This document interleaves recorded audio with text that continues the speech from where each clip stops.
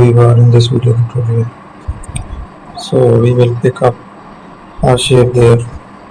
It's a shape, we will give it a different color to that shape. Then we will make another design. Let's take that shape, have a design there.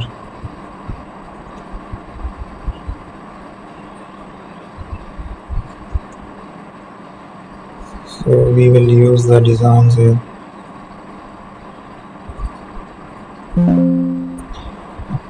There we are. We will use the pattern stamp. Let's make the changes around it. Have that structure there.